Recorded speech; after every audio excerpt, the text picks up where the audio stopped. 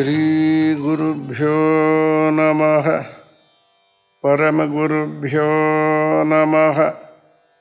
ಶ್ರೀಮದಾನಂದತೀರ್ಥ ಭಗವತ್ಪಾದಾಚಾರ್ಯ ಗುರುಭ್ಯೋ ನಮಃ.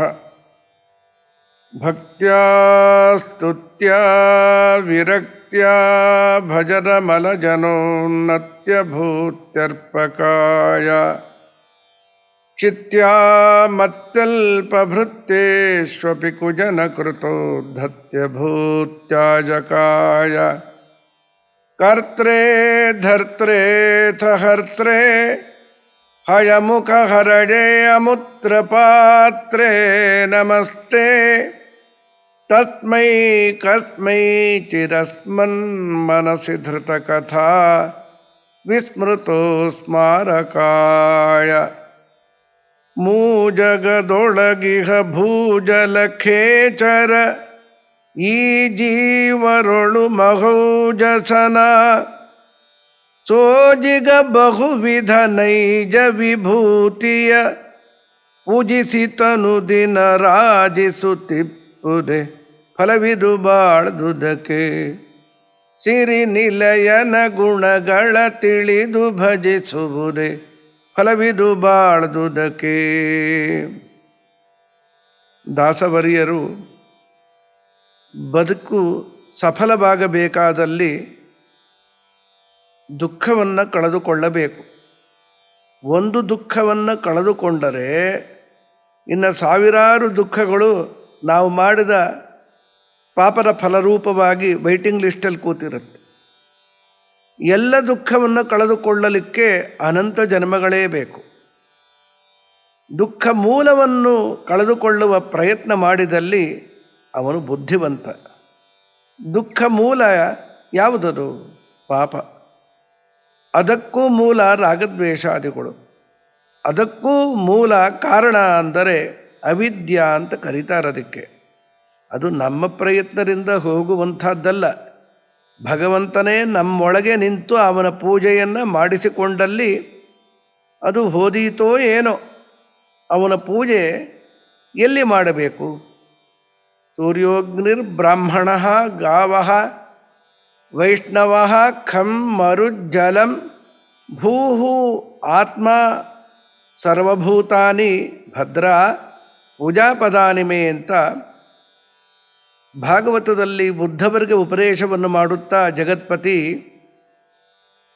ಇದೆಲ್ಲ ನನ್ನ ಅಧಿಷ್ಠಾನಗಳು, ಪ್ರತಿಮೆ ಅಂತ ಅರ್ಥ.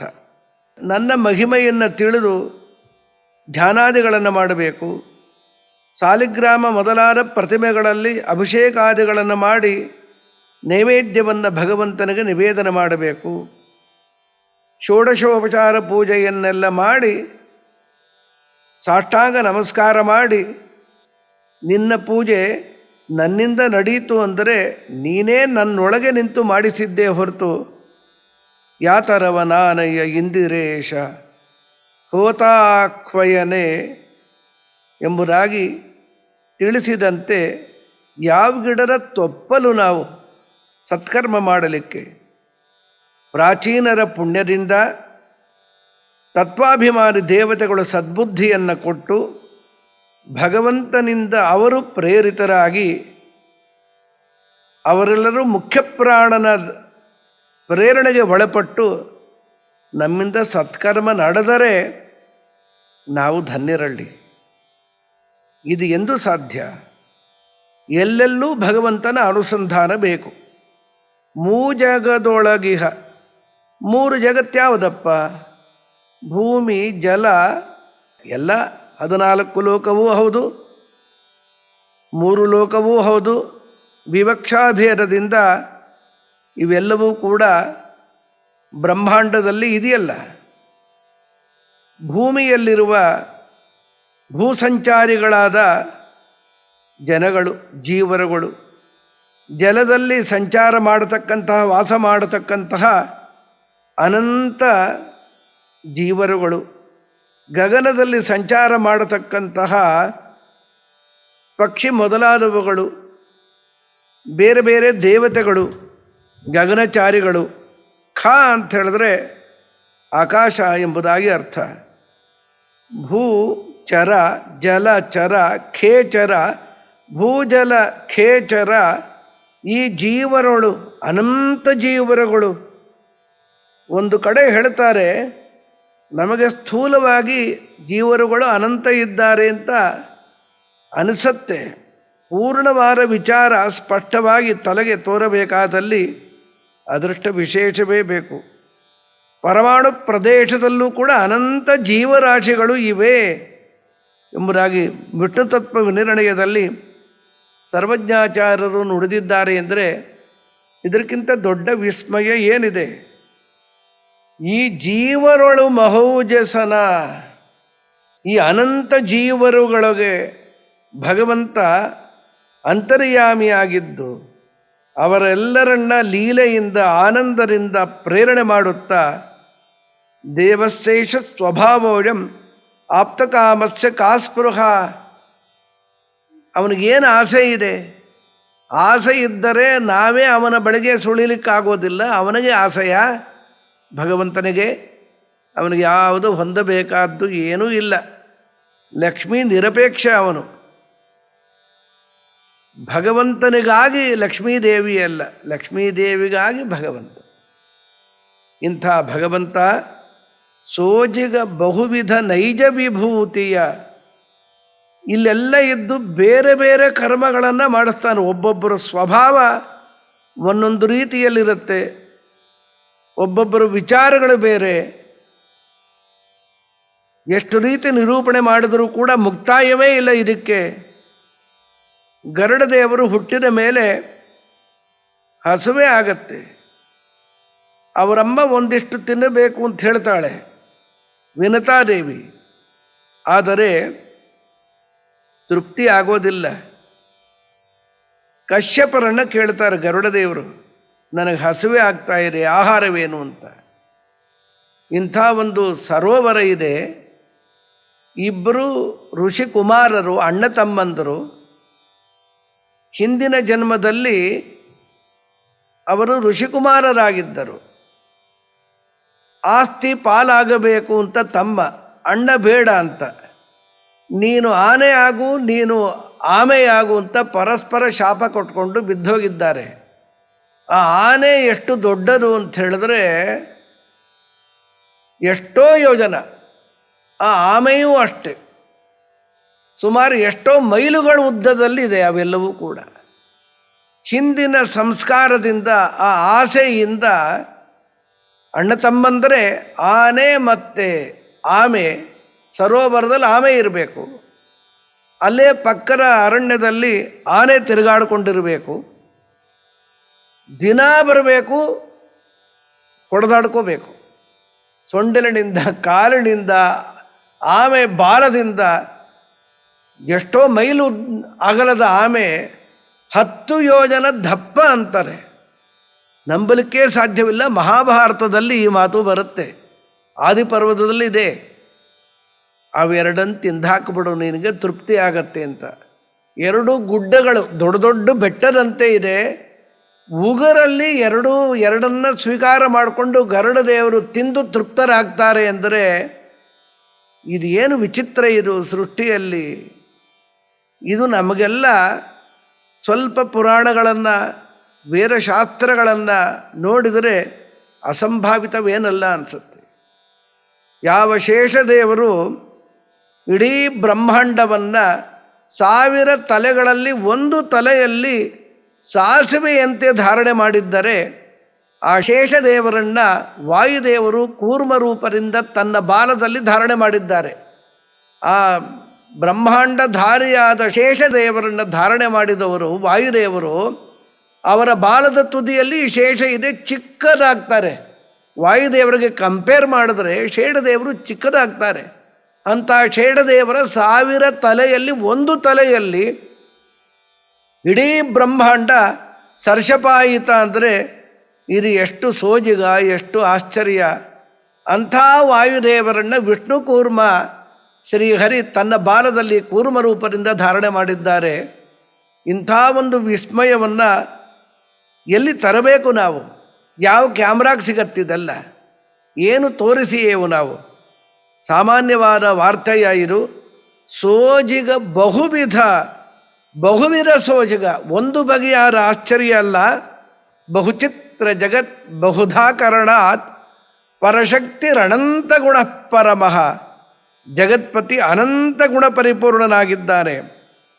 ಈ ಎಲ್ಲ ಕ್ರಿಯೆಗಳನ್ನು ದೇವರು ಮಾಡುತ್ತಾನೆ. ಯಾಕೆ ಮಾಡುತ್ತಾನೆ? ಕುಕ್ಕೇವಾನ್ಯಾತ್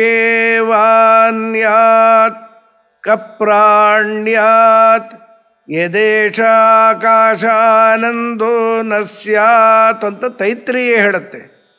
ಅವನು ಆನಂದ ಪೂರ್ಣನಾದ್ದರಿಂದ, ಸುಖಪೂರ್ಣನಾದ್ದರಿಂದ, ಸುಖೋದ್ರೇಕದಿಂದ ಅನಂತ ಜೀವರಾಶಿಗಳ ಅನಂತ ಬಗೆಯಾದ ಕ್ರಿಯೆಗಳನ್ನು ಆನಂದದಿಂದ ಮಾಡುತ್ತಾನೆ ಹೊರತು ಯಾವುದೋ ದುಃಖದ ನಿವಾರಣೆಗಾಗಿ, ಆನಂದದ ಪ್ರಾಪ್ತಿಗಾಗಿ ಹೊಸದನ್ನು ಪಡೆಯುವ ಉದ್ದೇಶ ಭಗವಂತನಿಗೆ ಇಲ್ಲವೇ ಇಲ್ಲ. ಬೇಡದ್ದನ್ನು ಕಳೆದುಕೊಳ್ಳುವ ಸಂದರ್ಭವೂ ಇಲ್ಲ. ಅಂಥ ಶ್ರೀಹರಿ ನೈಜ ವಿಭೂತಿಯ, ಅವನ ವಿಭೂತಿಗಳನ್ನು ಅನಂತ ಜೀವರಾಶಿಗಳಲ್ಲಿ ಇದ್ದು ಪ್ರೇರಣೆ ಮಾಡಿ ಅವರಿಗೆ ಉತ್ತಮ ಚೇತನರುಗಳಿಗೆ ಅತ್ಯದ್ಭುತವಾದ ಒಂದು ಕೀರ್ತಿಯನ್ನು, ಯಶಸ್ಸನ್ನು ಕೊಡುತ್ತಾನಲ್ಲಿ. ಲಕ್ಷ್ಮೀದೇವಿಯ ವ್ಯಾಪಾರ ಅಸಾಧಾರಣ. ಯಂಕಾಮೇ ತಂತಮುಗ್ರಂ ಕೃಣೋಮಿ ತಂ ಬ್ರಹ್ಮಾಣಂ ತಂ ಋಷಿಂ ತಂ ಸುಮೇಧಾಂ. ಬ್ರಹ್ಮ ಪದವಿಗೆ ಕೂಡಲಿಕ್ಕೆ ಯೋಗ್ಯರಾದ ಚೇತನರನ್ನು ಆ ಪದವಿಯಲ್ಲಿ ಅವಳು ಅಂದುಕೊಂಡರೆ ಕೂಡುವಂತೆ ಮಾಡುತ್ತಾಳೆ. ರುದ್ರಾದಿ ದೇವತೆಗಳನ್ನೆಲ್ಲ ಆಯಾ ಪದವಿಯಲ್ಲಿ ಆಯಾ ಸ್ಥಾನದಲ್ಲಿಟ್ಟು ಮೆರೆಸುವವಳು ಅವಳು. ಅವಳಿಗೆಲ್ಲಿಂದ ಶಕ್ತಿ? ಯತ್ಕಟಾಕ್ಷ ಬಲವತಿ ಅಜಿತಂ ನಮಾಮಿ. ನೈಜ ವಿಭೂತಿಯ, ಹೀಗೆ ಭಗವಂತ ಎಲ್ಲ ಅನಂತ ಜೀವರಾಶಿಗಳನ್ನು ಆಯಾ ಸ್ಥಾನದಲ್ಲಿಟ್ಟು ಮೆರೆಸುತ್ತಿರುತ್ತಾರಲ್ಲ, ಅವನನ್ನು ಪೂಜಿಸಬೇಕು. ಪೂಜಿಸುತ್ತ ಅನುದಿನ ರಾಜಿಸುತ್ತಿಪ್ಪಿದೆ. ಅವನನ್ನು ಪೂಜೆ ಮಾಡೋದೇ ನಮಗೊಂದು ಹೊಳಪು, ಅದೇ ನಮ್ಮ ಭಾಗ್ಯ. ಅವನ ಪೂಜೆ ಎಷ್ಟು ರೀತಿಯಲ್ಲಿ ನಾವು ಮಾಡುತ್ತೇವೋ ಅಷ್ಟು ನಾವು ಧನ್ಯರು. ನಾವು ಜೀವನದಲ್ಲಿ ಯಶಸ್ವಿಗಳಾಗಬೇಕಾದಲ್ಲಿ ಅನಂತಾನಂತ ಜೀವರುಗಳ ನಿಯಾಮಕನಾದ, ಭೂಮಿಯಲ್ಲಿ ಜಲದಲ್ಲಿರುವ ಗಗನ ಸಂಚಾರಿಗಳಾದ ಎಲ್ಲ ಜೀವಿಗಳಿಗೆ ಭಗವಂತನೇ ಇದ್ದು ತತ್ತದ್ವ್ಯಾಪಾರವನ್ನು ಮಾಡಿಸುತ್ತಿರುವ ಭಗವಂತನನ್ನು ಅನುದಿನ ಪೂಜಿಸುತ್ತ, ಅವನ ಪೂಜೆ ಯಾವಾಗೋ ಕೆಲವರೆಲ್ಲ ಭಾನುವಾರಕ್ಕೊಮ್ಮೆ ಹೋಗಿ ಮಾಡ್ತಾರಲ್ಲ, ಹಾಗೆ ಪೂಜೆ ಮಾಡಿದ್ರೆ ಸಾಕೆ. ಯಾವುದೋ ಒಂದು ದಿನ, ಹರಿದಿನ ಅಂತ 3 ದಿನ ಇದೆಯಲ್ಲ, ದಶಮಿ ಏಕಾದಶಿ ದ್ವಾದಶಿ 3 ದಿನ ಮಾಡಿಬಿಟ್ಟು ಇನ್ನು 12 ದಿನ ಅವನ ವಿಚಾರವೇ ಬೇಡ ಅಂತ ಕೂತ್ಬಿಟ್ರೆ ಸಾಕೆ. ನಾವು ಮಾಡಿರುವ ಅನರ್ಥಗಳನ್ನು ಲೆಕ್ಕವಿಲ್ಲದಷ್ಟು ಮಾಡಿಕೊಂಡು ಬಿಟ್ಟು ಸ್ವಲ್ಪ ಪೂಜೆ ಮಾಡಿದ್ರೆ ಸಾಕೆ ಅಂದರೆ ಹೇಗಾಗತ್ತೆ? ಸ್ವಲ್ಪ ಪೂಜೆ ಮಾಡಿದ್ರೆ ಸ್ವಲ್ಪ ದುಃಖ ಹೋಗುತ್ತೆ, ಹೆಚ್ಚು ಪೂಜೆ ಮಾಡಿದ್ರೆ ಹೆಚ್ಚು ದುಃಖ ಹೋಗುತ್ತೆ. ಮನಸ್ಸಿನ ಎಲ್ಲ ಕೊಳಕುಗಳು ದೂರವಾಗಬೇಕಾದಲ್ಲಿ ಹರಿಯನ್ನು ಬಿಡೋ ಹಾಗೇ ಇಲ್ಲ. ಮಾನಸಿಕವಾದರೂ ಕೂಡ ಅವನ ವಿಚಾರ ತುಂಬಿರಬೇಕಲ್ಲಿ. ದೇವರ ಮನೆಯಲ್ಲಿ ಬಹಳ ಹೊತ್ತು ಕೊಡಲಿಕ್ಕಾಗೋದಿಲ್ಲ. 1-2 ತಾಸು ಕೂತ್ಕೊಂಡು ಪೂಜೆ ಮಾಡಿದ್ರೆ ಹೊರಗೆ ಬರಬೇಕಾಗತ್ತೆ. ಈತಿ ಬಾಧೆಗಳಿರುತ್ತೆ, ಆಹಾರ ಬೇಕು ಅಂತಿರುತ್ತೆ, ಆಗಲಿ ಬಿಡಿ. ಆದರೆ ಸುಮ್ಮನೆ ಕೂತು ಕಾಡು ಹರಟೆ ಹೊಡೆಯುವ ಬದಲು ಅವನ ವಿಚಾರದಲ್ಲೇ ತನ್ಮಯರಾಗಿದ್ದು ಅನಂತ ಉಪಕಾರವನ್ನು ಅನಾದಿಕಾರದಿಂದ ಪಡೆಯುತ್ತಿರುವ ನಾವು ಇನ್ನು ಮುಂದೂ ಅವನನ್ನು ಬಿಟ್ಟಿರುವ ಸಂದರ್ಭವೇ ಇಲ್ಲ ಅಂತಾದ ಮೇಲೆ ಮಾನಸಿಕವಾಗಿ ಅವನನ್ನು ಬಿಟ್ಟರೆ ದೊಡ್ಡ ಆಪತ್ತು ಅಂತ ಅರಿಯಲೇಬೇಕು. ವಿಪದ್ ವಿಸ್ಮರಣಂ ವಿಷ್ಣು, ದೊಡ್ಡ ಆಪತ್ತದು ಭಗವಂತನನ್ನು ಮರೆಯೋದು. ಇದನ್ನು ನಮ್ಮ ಗುರುಗಳಲ್ಲಿ ವಿಶೇಷವಾಗಿ ನಾವು ನೋಡ್ತಾ ಇದ್ವಿ. ಅವರು ಒಂದು ಕ್ಷಣವೂ ಸುಮ್ಮನೆ ಇರ್ತಾ ಇರಲಿಲ್ಲ. ಒಂದು ಪಾಠ ಮಾಡಬೇಕು, ಪ್ರವಚನ ಮಾಡಬೇಕು, ಅಥವಾ ಪೂಜೆ ಮಾಡಬೇಕು, ಇದು ಅವರ ಸ್ವಭಾವ. 89 ವರ್ಷ ತುಂಬು ಜೀವನವನ್ನು ಮಾಡಿದ ಮಹಾಪ್ರಭುಗಳಿಂದ ಸುಮಾರು ಒಂದು 35,000 ಕುಟುಂಬ ಈ ಪ್ರಪಂಚದಲ್ಲಿ ಅವರ ಹೆಸರಿನಿಂದ ಬದುಕುತ್ತಾ ಇದೆ, ನನ್ನನ್ನು ಹಿಡಿದುಕೊಂಡು ಅಂತ ಹೇಳಿದ್ರೆ ಅವರು ಎಂಥ ವಿಭೂತಿಯವರು. ಭಗವಂತನ ನೈಜ ವಿಭೂತಿಯಲ್ಲ, ವಿಭೂತಿಯವರು. ದೇವರ ವಿಶೇಷ ಸನ್ನಿಧಾನ ಇದೆ. ಅನೇಕ ಜನಗಳಿಗೆ ಅವರಿಂದ ಅನುಗ್ರಹವನ್ನು ಹೊಂದಿ ಇವರು ಮನುಷ್ಯ ಜಾತಿಗೆ ಸೇರುವವರಲ್ಲ ಅಂತ ನಮ್ಮ ಮಿತ್ರರೆಲ್ಲ ಹೇಳ್ತಾರೆ. ಅದು ನನ್ನದು ಭಾವನೆ. ಶಿಷ್ಯನಾಗಿ ಗುರುಗಳನ್ನು ಹೊಗಳಬೇಕು ಅಂತ ಯಾವುದೋ ಲೌಕಿಕ ಪ್ರಯೋಜನದಿಂದ ಹೇಳುವಂಥದ್ದಲ್ಲ. ಈ ಪೇಜಾವರ ಶ್ರೀಪಾದಂಗಳವರು ಈ ಸ್ಥಿತಿಯನ್ನು ತಲುಪಿದ್ಯಾತಕ್ಕೆ ಭಗವಂತನನ್ನು ಅವರ ಗುರುಗಳಲ್ಲಿ ಚೆನ್ನಾಗಿ ಕಂಡು ಚೆನ್ನಾಗಿ ಆರಾಧನೆ ಮಾಡಿದ್ರು. ಪರಮ ಪೂಜ್ಯ ವಿದ್ಯಾಮಾನ್ಯ ತೀರ್ಥರು ಭಂಡಾರಕೇರಿ ಪಲಿಮಾರ ಉಭಯ ಮಠಾಧೀಶರಾಗಿ ಒಂದು ಪರ್ಯಾಯವೂ ನಡೆಯೋದಿಲ್ಲ ಅಂದರೆ ಎರಡೆರಡು ಪರ್ಯಾಯ ಅವ್ರಿಗೆ ಯಾತಕ್ಕಾಯಿತು? ಇಂಥ ಶಿಷ್ಯರನ್ನು ಹೊಂದಿದ್ದಕ್ಕೆ, ಅವರು ಇಂಥ ಗುರುಗಳನ್ನು ಹೊಂದಿದ್ದಕ್ಕೆ. ಪರಸ್ಪರಂ ಭಾವಯಂತಹ ಶ್ರೇಯಪರಂ ಅವಾಪ್ಸ್ಯಥ ಎಂಬುದಾಗಿ ಭಗವದ್ಗೀತೆಯಲ್ಲಿ ಭಗವಂತ ಆಣತಿ ಕೊಟ್ಟ ಹಾಗೆ ಇವರೆಲ್ಲರ ಜೀವನವನ್ನು ನೋಡಿದಾಗ ಭಗವಂತನ ಆರಾಧನೆಯಿಂದ ಇವರೆಲ್ಲರೂ ಯಶಸ್ವಿಗಳಾಗಿದ್ದಾರೆ. ನಾವು ಅವರಷ್ಟಾಗೋದು ಬೇಡ, ನಮ್ಮ ಮೊಟ್ಟವನ್ನು ಇದರಲ್ಲಿ ಬೇಕಾದಷ್ಟು ನೀರಿದೆ ನದಿಯಲ್ಲಿ, ನಮ್ಮ ಪಾತ್ರೆ ತುಂಬುವಷ್ಟು ನೀರನ್ನು ಹಿಡಿದುಕೊಂಡು ಬಂದಲ್ಲಿ ನಾವು ಕೃತಾರ್ಥರಾಗಬಹುದಷ್ಟೇ. ಆ ಕೃತಾರ್ಥತೆ ನಮಗೆ ಉಂಟಾಗಬೇಕಾದಲ್ಲಿ ಭಗವಂತನನ್ನು ಮರೆಯೋ ಹಾಗಿಲ್ಲ. ನೈಜ ವಿಭೂತಿಯ ಪೂಜಿಸುತ್ತ ಅನುದಿನ ರಾಜಿಸುತ್ತಿಪ್ಪುದೇ. ಒಂದು ಕ್ಷಣವೂ ಬಿಟ್ಟಿರದೆ ಅವನನ್ನು ಪೂಜೆ ಮಾಡ್ತಾ ಇದ್ದಲ್ಲಿ ಭಗವದ್ವಿಷಯಕವೇ ಆಗಬೇಕು ನಮ್ಮ ಬದುಕು. ಅದು ನಮ್ಮ ಬದುಕಿನ ಸಾರ್ಥಕತೆ ಎಂಬುದಾಗಿ ಭಗವಂತನ ಆರಾಧನೆಯ ಸಂದರ್ಭವನ್ನು ತಿಳಿಸಿಬಿಟ್ಟು ಮುಂದೆ ಹೇಳ್ತಾರೆ. ಅದನ್ನೇ ವಿಷರಪಡಿಸ್ತಾರಲ್ಲಿ. ದೇವರ ವಾರ್ತೆ ಪೂಜೆ ಒಂದಾಯಿತು, ಶ್ರವಣಾದಿಗಳನ್ನು ಮಾಡಬೇಕು. ಅವನ ಮಹಿಮಾ ಶ್ರವಣ ನಿರಂತರವಾಗಿ ಮಾಡ್ತಾ ಇರಬೇಕು. ಅಂಥ ವ್ಯಕ್ತಿತ್ವಗಳನ್ನು ನಾವು ನೋಡಿದ್ದೇವೆ, ನೋಡಿ ಆನಂದಪಟ್ಟಿದ್ದೇವೆ. ಆ ಪರಿಸ್ಥಿತಿ ಬರಬೇಕಾದಲ್ಲಿ ದೇವರ ಮಹಿಮೆ ಎಷ್ಟು ದೊಡ್ಡದು, ಅದರಷ್ಟು ದೊಡ್ಡದಾದ ಹಿರಿದಾದದ್ದು ಮತ್ತೊಂದು ಇಲ್ಲವೇ ಇಲ್ಲ. ಅದು ಅರಿಯಬೇಕಾದರೆ ಈ ಲೌಕಿಕವಾದ ಕಣ್ಣಿನಿಂದ ಆಗೋದಿಲ್ಲ, ಶಾಸ್ತ್ರದ ನೇತ್ರದಿಂದಲೇ ಭಗವಂತನನ್ನು ಕಾಣಬೇಕು. ಹರಿಕಥೆ ಪರಮಾದರದಲ್ಲಿ ಕೇಳುತ್ತ ಮೆರೆದು ತನುವ ಸುಖ ಸುರಿಯುತ್ತಲೀ ಉರುಗಾಯನ ಸಂದರುಷನ ಹಾರೈಸಿರುಳು ಹಗಲು ಜರಿ ಜರಿದು ಬಡರುವುದೇ ಫಲವಿದು ಬಾಳ್ದುದಕ್ಕೆ ಸಿರಿ ನಿಲಯನ ಗುಣಗಳ ತಿಳಿದು ಭಜಿಸುವುದೇ ಫಲವಿದು ಬಾಳ್ದುದಕ್ಕೆ. ಹರಿಕಥೆ ಪರಮಾದರದಲ್ಲಿ ಕೇಳುತ್ತಾ, ದೇವರ ಮಹಿಮೆ ಕೇಳಿದ್ರೆ ನಿನಗೆ ಉದ್ಯೋಗ ಸಿಗತ್ತೆ, ನಿನಗೆ ಮದುವೆ ಆಗತ್ತೆ, ಅಥವಾ ನಿನ್ನ ರೋಗ ಹೋಗತ್ತೆ ಅಂತ ಈ ಅಲ್ಪವಾದ ಅಪೇಕ್ಷೆಯನ್ನು ಇಟ್ಟುಕೊಂಡು ಕೇಳಿದ ಪಕ್ಷದಲ್ಲಿ ಪರಮಾದರ ಇರೋದಿಲ್ಲ. ಪರಮಾದರ ಬರಬೇಕಾದರೆ ದೇವರ ವಾರ್ತೆಯನ್ನು ಕೇಳೋದು ನಮ್ಮ ಸ್ವಭಾವವಾಗಬೇಕು. ಕೆಲಸಕ್ಕೆ ಬಾರದ ಲೌಕಿಕ ವಾರ್ತೆಯನ್ನು ಕೇಳ್ತಾರೆ, ಅದು ಹವ್ಯಾಸ. ಅದು ಯಾವ ವಾರ್ತೆ ಕೇಳ್ತೇವೋ ಆ ವಾರ್ತೆಗೂ ನಾವು ಕೇಳಿದ್ರಿಂದ ಪ್ರಯೋಜನ ಇಲ್ಲ, ನಮಗೂ ಪ್ರಯೋಜನವಿಲ್ಲ.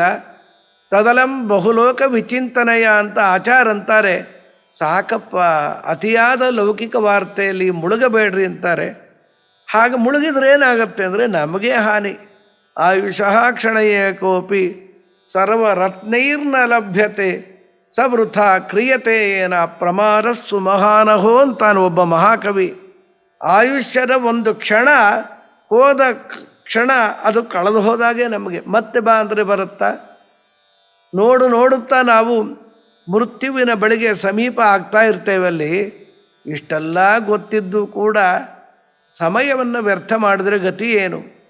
ಒಮ್ಮೆ ದೇವರ ನಾಮಸ್ಮರಣೆಯನ್ನು ಮಾಡಿದ್ರೆ ಸಕೃನ್ ನಾರಾಯಣೇತ್ಯುಕ್ತ ಪುಮಾನ್ ಕಲ್ಪ ಶತೈರಪಿ ಗಂಗಾರಿ ಸರ್ವತೀರ್ಥೇಶು ಸ್ನಾತೋ ಭವತಿ ಪುತ್ರಕ ಅಂತ ಒಂದು ಪ್ರಮಾಣದ ಮಾತಿದೆ. ನಾರಾಯಣ ಅಂತ ಭಕ್ತಿ ಪಾರವಶ್ಯದಿಂದ ದೇವರ ನಾಮವನ್ನು ಉಚ್ಚಾರಣೆ ಮಾಡಿದ್ರೆ ಎಲ್ಲೂ ಕೋಟಿ ಕೋಟಿ ಕಲ್ಪಗಳ ಪರ್ಯಂತರವಾಗಿ ಗಂಗಾರಿ ಸರ್ವತೀರ್ಥಗಳಲ್ಲಿ ಸ್ನಾನ ಮಾಡಿದ್ರೆ ಏನು ಫಲವೋ ಒಮ್ಮೆ ನಾರಾಯಣ ಎಂದು ಹೇಳಿದ್ರೆ ಆ ಫಲ ಉಂಟು ಅಂತ ಹೇಳಿದಾಗ ಯಾಕೆ ಹೇಳಬಾರ್ದು? ನಾರಾಯಣ ಅಂದರೆ ಏನು ಗಂಟು ಹೋಗುತ್ತೆ? ಹೋಗುತ್ತೆ, ಒಂದು ಗಂಟು, ಪಾಪದ ಗಂಟು ಹೋಗುತ್ತೆ, ಅದನ್ನು ಹೇಳಬಹುದು. ಆದರೆ ದೇವರ ನಾಮವನ್ನು ಉಚ್ಚರಿಸಬೇಕು ಎಂಬುವ ಅತಿಯಾದ ಲಾಲಸೆ ನಮ್ಮಲ್ಲಿರಬೇಕು. ಅದರಿಂದ ಆಗುವ ಲಾಭ ಗೊತ್ತಿರಬೇಕು. ನಮ್ಮಲ್ಲಿ ಪಾಪಗಳು ಸಾಕಷ್ಟಿದೆ, ನಾವು ಅಂದುಕೊಂಡಂತೆ ನಾವು ಬದುಕಲಿಕ್ಕೆ ಆಗ್ತಾ ಇಲ್ಲ, ಏನೇನೋ ಅಪೇಕ್ಷೆ ಇದೆ, ಯಾವುದೂ ಈಡೇರ್ತಾ ಇಲ್ಲ. ಇದಕ್ಕೆ ಕಾರಣವೇನು ಅಂದರೆ ಒಂದೇ, ದೇವರಿಗೆ ಗುರುಗಳಿಗೆ ವಿಮುಖರಾಗಿ ಬೆನ್ನು ಹಾಕಿ ಬದುಕಿದ್ದಕ್ಕೆ ಇದು ಅಂತಾದ ಮೇಲೆ ಅದಾಗಬಾರ್ದಲ್ವ? ಆ ಮೂಲ ದೋಷವನ್ನು ಕಿತ್ತಾಕಬೇಕಾದಲ್ಲಿ ಹರಿಕಥ ಪರಮಾದರದಲ್ಲಿ ಕೇಳುತ್ತಾ ಹರಿಯ ವಾರ್ತೆಯನ್ನು, ಅವನ ಮಹಿಮೆಯನ್ನು ಆದರದಲ್ಲಿ ಕೇಳಬೇಕು, ಪರಮಾದರದಲ್ಲಿ ಕೇಳಬೇಕು. ಲೌಕಿಕ ವಾರ್ತೆಯನ್ನು ಕೇಳೋದೇ ಬಾರದು, ಅದು ಕಿವಿಗೆ ಹೋಗಬಾರ್ದು. ನಮ್ಮಂಥ ವಯಸ್ಸಾದವರಂತೂ ಚಿಕ್ಕ ಮಕ್ಕಳಿಗೆ ಗೊತ್ತಿರೋದಿಲ್ಲ, ಯಾವುದೋ ಆಟವನ್ನು ನೋಡ್ತಾರೆ, ಅದರ ಬಗ್ಗೆ ಚರ್ಚೆ ಮಾಡ್ತಾರೆ. ನಮಗೇನಾಗಿದೆ? ನಾವು ದೇವರ ವಾರ್ತೆಯನ್ನು ಬಿಟ್ಟರೆ ದೇವರಿಗೇನು ಅದರಿಂದ ಯಾವ ನಷ್ಟವೂ ಇಲ್ಲ, ನಮಗಲ್ಲವೇ? ಪರಮಾದರದಲ್ಲಿ ಕೇಳುತ್ತಾ ಮರೆದು ತನುವ ಸುಖ ಸುರಿಯುತ್ತಲಿ ಮೆರಿಬೇಕು. ಮರೆದು ಅಂದ್ರೆ ಏನು ಗೊತ್ತಾ? ಮರೆಯೋದು ಅಂತ ಅರ್ಥ ಅಲ್ಲ, ಮೆರೆಯೋದು ಅಂತ ಅರ್ಥ. ದೇವರ ವಾರ್ತೆಯನ್ನು ಕೇಳೋದರಲ್ಲಿ ಮೆರೆದು ಬಿಡ್ತಾನೆ ಅವನು ಕೇಳ್ತಾ ಇದ್ದ ಪಕ್ಷದಲ್ಲಿ. ಇತಿ ಸೂರಯಸ್ತ್ರಧಿಪತೆ ಅಖಿಲ ಲೋಕ ಮಲಕ್ಷಪಣಂ ತವ ಕಥಾಮೃತಾಬ್ಧಿಂ ಅವಗಾಖ್ಯ ತಪಂಸಿ ಜಹುಹು ಕಿಮುತ ಪುನಃ ಸ್ವಧಾಮ ವಿಧುತಾಶಯ ಕಾಲಗುಣಾ ಪರಮ ಭಜಂತಿ ಪರಂ ಅಜಸ್ರ ಸುಖಾನುಭವಂ ಎಂಬುದಾಗಿ ಜಗನ್ಮಾತೆ ಈ ಮಾತನ್ನು ಹೇಳ್ತಾ ಇದ್ದಾಳೆ.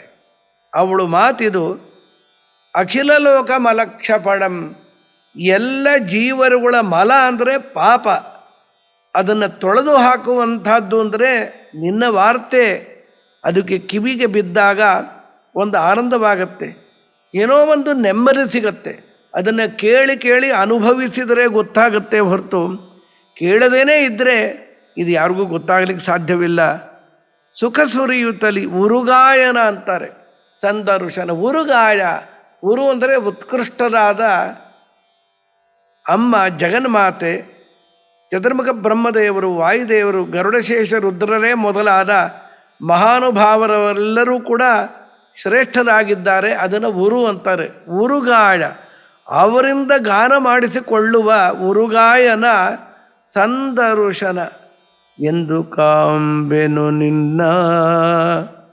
ನಿನ್ನ ದರ್ಶನ ಎಂದಾಗತ್ತೋ ಸ್ವಾಮಿ. ಅದು ಬೇಕು, ನಮಗೆ ನೋಡಲೇಬೇಕು. ನೋಡಲಿಲ್ಲ ಅಂತ ಹೇಳಿದ್ರೆ ದುಃಖವನ್ನೇ ನೋಡ್ತಾ ಇರಬೇಕಾಗತ್ತೆ. ಹಾರೈಸು ನಿನ್ನ ದರ್ಶನ ಎಂದು ನೀನು ಕೊಡಬೇಕಷ್ಟೆ. ಯಮೈವೇಶ ವೃಣುತೆ ತೇನ ಲಭ್ಯ. ಇವನಿಗೆ ನಾನು ತೋರಿಕೊಳ್ಳಬೇಕು ಅಂತ ಅವನು ಅಂದುಕೊಂಡರೆ ಅವನು ನಮ್ಮ ದರ್ಶನಕ್ಕೆ ಸಿಗ್ತಾನೆ. ಅವನನ್ನು ನೋಡಿಬಿಟ್ಟ ಮೇಲೆ ಓಂ ನಚ ಪುನರಾವರ್ತತೆ ನಚ ಪುನರಾವರ್ತತೆ, ಮತ್ತೆ ದುಃಖ ಸಂಸಾರಕ್ಕೆ ನಾವು ಬರುವ ಸಂದರ್ಭವಿರೋದಿಲ್ಲ. ಸಂದರ್ಶನ ಹಾರೈಸಿ ಇರುಳು ಹಗಲು ಅದನ್ನು ಅಪೇಕ್ಷಿಸುತ್ತಾ ಇರುಳು ಹಗಲು ಎಚ್ಚರವಿದ್ದಾಗಲೆಲ್ಲ ಎಂದು ನಿನ್ನ ದರ್ಶನ ಆಗುತ್ತೋ ಜಗತ್ಪತಿ. ಜರಿದು ಬಳಲುವುದೇ. ಇಲ್ಲಿ ನಮಗೆ ಬಳಲಿಕೆ ಆಗಬೇಕು. ದೇವರ ದರ್ಶನ ಆಗಿಲ್ಲ, ಶಾಸ್ತ್ರ ಸರಿಯಾಗಿ ಅರ್ಥ ಆಗಿಲ್ಲ, ನಮ್ಮ ಯೋಗ್ಯತೆಗೆ ಮೀರದಂತೆ, ಯೋಗ್ಯತೆ ಎಷ್ಟಿದೆಯೋ ಅಷ್ಟು ಜ್ಞಾನವನ್ನು ಸಂಪಾದನೆ ಮಾಡುವ ಪ್ರಯತ್ನ ಮಾಡದೇ ಹೋದರೆ ಎಂಥ ಅವಿವೇಕಿಗಳು ನಾವು ಅಂತ ಇಹಚೇರವೇದೀತ್ ಅಥ ಸತ್ಯಮಸ್ತಿ ಅಂತಾರೆ ತಲವಕಾರ ಉಪನಿಷತ್ತಿನಲ್ಲಿ. ಇಲ್ಲಿ ಮನುಷ್ಯ ಜನ್ಮದಲ್ಲಿ ಈ ವಿಪ್ರತ್ವ ಬಂದಾಗ ಇಲ್ಲೂ ಅವನನ್ನು ತಿಳಿಯದೇ ಹೋದರೆ ಇನ್ನೆಂದು ತಿಳಿಯೋದು? ಅವನನ್ನು ತಿಳಿಯಲಿಲ್ಲವೋ ಇಷ್ಟೇ ನಮ್ಮ ಹಣೆ ಬರ. ಅತ್ಯಂತ ದುಃಖ ಸಾಗರದಲ್ಲಿ ಓಲಾಡ್ತಾ ಇರಬೇಕಾಗತ್ತೆ. ಓಲಾಡೋದಲ್ಲ, ಹೊರಳಾಡಿ ಒದ್ದಾಡುವ ಪರಿಸ್ಥಿತಿ. ವೈತರಣಿ ನದಿಯನ್ನು ಗರುಡ ಪುರಾಣದಲ್ಲಿ ಕೇಳಿದ್ರೆ ಭಯ ಆಗುತ್ತಲೆ. ಕಮಲನಯನ ವಾಸುದೇವ ವಿಷ್ಣು ಧರಣಿಧರ ಅಚ್ಯುತ ಶಂಖಚಕ್ರಪಾಡೆ ಭವ ಶರಣಂ ಇತಿ ಈರಯಂತಿ ಏ ವೈ ತ್ಯಜ ಭಟ ದೂರತರೇಣ ತಾನ್ ಅಪಾಪಾನ್ ಎಂಬುದಾಗಿ ತನ್ನ ದೂತರಿಗೆ ಆಜ್ಞೆ ಮಾಡಿದ್ದಾರೆ ಗರುಡದೇವರು. ಕಮಲನಯನ ವಾಸುದೇವ ವಿಷ್ಣು ಧರಣಿಧರ ಅಚ್ಯುತ ಶಂಖಚಕ್ರಪಾಣೇ ಭವ ಶರಣಮಿತಿ ಈರೆಯಂತಿ ಏ ವೈ ಎಂದೆಂದು ಹರಿನಾಮ ಸ್ಮರಣವನ್ನು ಮಾಡ್ತಾನೇ ಇರ್ತಾರೆ. ನಾಮಸ್ಮರಣ ಯಾರು ಮಾಡ್ತಾ ಇರ್ತಾರಲ್ಲ ಅವರು ಸುದ್ದಿಗೆ ಹೋಗಬೇಡ್ರು, ನಮಸ್ಕಾರ ಮಾಡಿ ಬಂದ್ಬಿಡಿ ಎಂಬುದಾಗಿ ಯಮದೇವರು ಅವರಿಗೆ ಆಜ್ಞೆ ಮಾಡಿದ್ದಾರೆ ಎಂದರೆ ಎಷ್ಟು ಧನ್ಯರು. ನಾಮಸ್ಮರಣೆಗೆ ಇಷ್ಟು ಬಲವಿದ್ದಲ್ಲಿ ನಾವು ಸಂತತ ಅವನ ಧ್ಯಾನವನ್ನು ಮಾಡ್ತಾ ಎಂದೋ ಒಂದು ದಿನ ಮುಂದೆ ಬಹೂನಾಂ ಜನ್ಮನಾಂ ಅಂತೆ ಜ್ಞಾನಮಾನ್ ಮಾಂ ಪ್ರಪದ್ಯತೆ ಅಪರೋಕ್ಷ ಜ್ಞಾನವನ್ನು ಇಲ್ಲಿ ಸಂದರ್ಶನ ಬರು ದರ್ಶನ ಅಲ್ಲ, ಸಂದರ್ಶನ ಬಿಂಬ ದರ್ಶನ ಅಂತ ಅರ್ಥ. ಇಲ್ಲಿ ಮಾಡದೇ ಹೋದರೆ, ಮಾಡುವ ಅಪೇಕ್ಷೆಯನ್ನು ನಾವು ತಾಳದೇ ಹೋದರೆ ಅವಿವೇಕಿಗಳಾಗಿ ಬಿಡ್ತೇವೆ. ಜರಿದು ಬಳಲುವುದೇ ಫಲವಿದು ಬಾಳದುದಕ್ಕೆ. ಇನ್ನು ಆ ಜರಿದು ಬಳಲುವುದೇ ಅಂದ್ರೇನು? ಆಗ್ತಾ ಇಲ್ಲಲ್ಲ ಸ್ವಾಮಿ, ನಿನ್ನ ದರ್ಶನ ಯಾಕೆ ಆಗ್ತಾ ಇಲ್ಲ? ಆಗಬಹುದು ಎಂದಾದರೂ ಒಂದು ದಿನ ಅಂತ ವಿಶ್ವಾಸದಿಂದ ಸಾಗಿದರೆ ಆಗತ್ತೆ. ಆ ವಿಶ್ವಾಸವೂ ಇಲ್ಲ, ಪ್ರಯತ್ನವೂ ಇಲ್ಲ. ವ್ಯರ್ಥವಾದ ಯಾವುದು ನೋಡಬಾರದ್ದು ಅದನ್ನು ನೋಡೋದು, ಯಾವುದು ನೋಡಬೇಕು ಅದನ್ನು ನೋಡದೇನೇ ಕೂತ್ಕೊಂಬೋದು. ಅಲ್ಲಿ ಉಪೇಕ್ಷೆ. ಭಗವಂತ ಎಂದು ಕಂಡಾನು? ದೇವರ ದರ್ಶನ ಅಷ್ಟು ಸುಲಭವೇ? ಅವನ ದರ್ಶನ ಬಹಳ ಕಷ್ಟವಾದದ್ದು. ಬೇರೆ ಎಲ್ಲ ಸುಲಭ. ಅವನನ್ನು ತಿಳಿಸುವ ಶಾಸ್ತ್ರ ಅದಕ್ಕೆ ದರ್ಶನ ಅಂತಲೇ ಕರೀತಾರೆ. ಇಂಥ ದರ್ಶನದಲ್ಲೂ ನಮಗೆ ಲಾಲಸೆ ಇಲ್ಲ ಅಂದರೆ, ಅಪೇಕ್ಷೆ ಉತ್ಕಟವಾಗಿ ಇಲ್ಲ ಅಂತಾದ ಪಕ್ಷದಲ್ಲಿ ಅಪರೋಕ್ಷ ದರ್ಶನ ಬಿಂಬ ದರ್ಶನ ಎಂದಾದೀತು. ಅದಕ್ಕೆ ಹರಿಕಥ ಪರಮಾದರದಲ್ಲಿ ಕೇಳುತ್ತಾ, ಹರಿಕಥೆಯನ್ನು ಅತ್ಯಂತ ಆದರದಿಂದ ಕೇಳ್ತಾ ಹೋಗಬೇಕು. ಎಷ್ಟು ಕೇಳಿದ್ರೂ ಸಾಲೋದಿಲ್ಲ, ಪಾಪಗಳು ಅನಂತ ಇದೆ. ಅದು ಹೋಗಬೇಕಾ? ದೇವರ ವಾರ್ತೆಯನ್ನು, ಮಲವನ್ನು, ಕೊಳಕನ್ನು, ರಾಗದ್ವೇಷಾದಿಗಳನ್ನು ದೂರ ಮಾಡತಕ್ಕಂಥ ಮಹಾಲಾಭವಿರುವ ಹರಿಕಥೆಯನ್ನು ಆದರದಿಂದ ಕೇಳಬೇಕು. ಯಾಕೆ ಆದರದಿಂದ ಕೇಳಬೇಕು? ನಿಮ್ಮ ಮಕ್ಕಳು ರ್ಯಾಂಕ್ ಬಂದಿದ್ದಾರೆ, ಅವನು IAS ಆಫೀಸರ್ ಆಗಿ ಸೆಲೆಕ್ಟ್ ಆಗಿದ್ದಾನೆ ಅಂತ ಕೇಳಿದ್ರೆ ಕುಣಿದಾಡಿ ಬಿಡುತ್ತೆ ಈ ಜಗತ್ತು. ಎಲ್ರಿಗೂ ಹೇಳ್ಕೊಂಬರ್ತಾನೆ. ಫೋಟೋ ನೋಡಿದ್ರೆ ಅವ್ರ ಪಾಪ ಇವನು ಪರಿಚಿತರಿಗೆ ಏನು ಬೇಕಾಗಿದೆ? ಇಲ್ಲ ನಮ್ಗೆ ಗೊತ್ತಿಲ್ಲ ಯಾರು. ಇಲ್ರಿ ನಮ್ಮ ಮಗ ರೀ, ಗೊತ್ತಿಲ್ವಾ ನಿಮಗೆ ಅಂತಾರೆ. ಆದರೆ ಇವನು ನಿನಗೆ ಮಗ ಹೌದು, ಭಗವಂತ ತಂದೆ ಹೌದು, ತಾಯಿ ಹೌದು, ಎಲ್ಲವೂ ಹೌದು. ಮಗ ಹೇಗ್ರಿ? ಎಲ್ಲ ಸರಿ, ತಂದೆ ಹೌದು. ಅವನು ತಂದೆ ತಾಯಿ ತ್ವಮೇವ ಮಾತಾ ಚ ಪಿತಾ ತ್ವಮೇವ ತ್ವಮೇವ ಬಂಧುಶ್ಚ ಸಖಾ ತ್ವಮೇವ ತ್ವಮೇವ ವಿದ್ಯಾ ದ್ರವಿಣಂ ತ್ವಮೇವ ತ್ವಮೇವ ಸರ್ವಂ ಮಮದೇವ ದೇವ. ಎಲ್ಲವೂ ಪುರುಷ ಏವೇದಂ ಸರ್ವಂ ಅಂತ ತಿಳಿಸಿದ ಹಾಗೆ ಎಲ್ಲವೂ ಅವನ ಅಧೀನವಾದ್ದರಿಂದ ಹೀಗೆ ಕರೆಯಬಹುದು. ಅವನ ಮಗ ಹೇಗೆ ಅಂತ ಕೇಳ್ತಾರಲ್ಲಿ. ಮಗ ಹೇಗೆ ಅಂದರೆ ಅವನ ತಿಳುವಳಿಕೆಯನ್ನು ಪಡೆದು ಯೋಗ್ಯರಿಗೆ ಅವನ ಜ್ಞಾನವನ್ನು ತಲುಪಿಸಿದರೆ ಸ್ವಪಿತು ಪಿತಾ ಸತ್. ಅವನ ತಂದೆ ಇದ್ದ ಹಾಗೆ. ಮಗನ ಪ್ರಾಕಟ್ಯಕ್ಕೆ ತಂದೆ ಹೇಗೆ ಕಾರಣನೋ, ಜಗತ್ತಿನ ತಂದೆಯಾದ ಭಗವಂತನ ಜ್ಞಾನವನ್ನು ಯೋಗ್ಯರಿಗೆ ತಲುಪಿಸಿಬಿಟ್ರೆ ಆ ಜ್ಞಾನವನ್ನು ಕೊಟ್ಟವನು ಕೂಡ ತಂದೆ ಇದ್ದ ಹಾಗೆ. ಅಂಥ ಭಗವಂತ ನಮಗೆ ತಂದೆ ಹೌದು. ಆ ಭಗವಂತನ ಜ್ಞಾನವನ್ನು ಮತ್ತೊಬ್ಬರಿಗೆ ನಾವು ಹರಿಕಥೆಯನ್ನು ಎಲ್ಲ ಕಡೆ ಹೇಳುತ್ತಾ ಪ್ರಚಾರ ಮಾಡುತ್ತಾ ಆನಂದದಲ್ಲಿ ಮುಳುಗಿದರೆ ನಾವು ದೇವರಿಗೂ ತಂದೆ ಆಗ್ತೀವಿ. ವಸುರೇವ ತಂದೆ ಹೇಗಾದ? ಜಗಜ್ಜನ್ಮಾರಿ ಕರ್ತನಿಗೆ ವಸುರೇವ ತಂದೆ ಆದ. ಹೇಗೆ ತಂದೆ ಆದ? ಅವನ ಪ್ರಾಕಟ್ಯಕ್ಕೆ ಕಾರಣನಾದ್ದರಿಂದ ಅವನ ತಂದೆ ಹೇಗೋ ಎಂಬುದಾಗಿ ರಾಜರು ರುಕ್ಮಿಣೀಶಿ ವಿಜಯದಲ್ಲಿ ತಿಳಿಸಿದ ಹಾಗೆ ಪರಮಾದರದಲ್ಲಿ ಕೇಳುತ್ತಾ ಮೆರೆದು ತನುವ ಸುಖ ಸುರಿಯುತ್ತಲಿ. ಸುಖರೂಪಿಯಾದ ಪರಮಾತ್ಮನ ಬಗ್ಗೆ ಕೇಳೋದಿದೆಯಲ್ಲ, ಅದು ಸುಖ ಸುರಿತಾ ಇರುತ್ತೆ. ಕೇಳದಷ್ಟು ನೂತನಾನಿ ದಿನೇ ದಿನೇ. ಅದಕ್ಕೆ ಒಂದು ಮಾತಿದೆ, ಪುರಾತನವಾದರೂ ಕೂಡ ಇದು ನವ. ಭಗವಂತ ಎಷ್ಟು ಪ್ರಾಚೀನ, ಆದರೆ ಎಲ್ಲರಿಗೂ ಆಶ್ಚರ್ಯವಾಗಿಯೇ ಉಳಿದು ಬಿಟ್ಟಿದ್ದಾರಲ್ಲಿ. ಅಂಥ ಜಗತ್ಪತಿಯ ವಾರ್ತೆಯನ್ನು ಸರ್ವದಾ ಲಾಲಿಸಿ ಆಲಿಸುತ್ತಾ ಜನ್ಮ ಸಾಫಲ್ಯವನ್ನು ಮಾಡಿಕೊಳ್ಳಿರಿ. ಇದೇ ಫಲವಿದು ಬಾಳುವುದಕ್ಕೆ ಎಂಬುದಾಗಿ ಪ್ರತಿ ಸೊಲ್ಲಿನಲ್ಲಿ ದಾಸರಾಯರು ಕರುಣೆಯಿಂದ ಅವ್ರಿಗೇನಾಗಬೇಕಾಗಿದೆ, ಅವ್ರಿಗೇನು ಡಾಕ್ಟ್ರೇಟ್ ಕೊಟ್ಟರು, ಯಾವ ಪ್ರಶಸ್ತಿ ಕೊಟ್ಟರು, ಯಾರ್ಯಾರಿಗೋ ಕೊಡ್ತಾರೆ, ಭಾರತ ರತ್ನ ಅಂತ ಕೊಡ್ತಾರೆ, ಇನ್ನೇನೋ ಕೊಡ್ತಾರೆ. ಇವ್ರಿಗೆಲ್ಲ ಒಂದು ರತ್ನಗಳಲ್ಲ, ಎಷ್ಟು ಕೊಟ್ಟರೂ ಕಡಿಮೆನೇ ಆಗತ್ತೆ. ಅವ್ರಿಗೆ ಭೂಯಿಷ್ಠ ಅಂತೆ ನಮ್ಮ ಮುಕ್ತಿಂ ವಿಧೇಮ ಅಂತ ಹೇಳುತ್ತಾ ಈ ಎರಡು ಸೊಲ್ಲಿನ ಅಭಿಪ್ರಾಯವನ್ನು ಅಸ್ಮದ್ ಗುರುವಂತರ್ಗತ ಭಾರತೀಯ ರಮಣ ಮುಖ್ಯ ಪ್ರಾಣ ಅಂತರ್ಗತ ಶ್ರೀ ಹರಿಯಲ್ಲಿ ಅರ್ಪಣೆ ಮಾಡುತ್ತಾ ಈ ಒಂದು ವಾರ್ತೆಗೆ ಪ್ರಯೋಜಕರಾಗಿರ್ತಕ್ಕಂತಹ ಧ್ರುವವತ್ಸ ಅಂತ ಒಳ್ಳೆಯ ಹೆಸರಿಟ್ಕೊಂಡಿದ್ದಾರೆ. ಅವರಿಗೆ ಮಂಗಲವಾಗಲಿ, ಜ್ಞಾನಭಕ್ತಿ ವೈರಾಗ್ಯವನ್ನು ಶ್ರೀಹರಿ ಕರುಣಿಸಲಿ, ಸರ್ವದಾ ಶ್ರವಣ ಮಾಡಿ ಆನಂದ ಪಡಲಿ ಅವರು. ಶ್ರೀಕೃಷ್ಣ ಅರ್ಪಣಮಸ್ತು.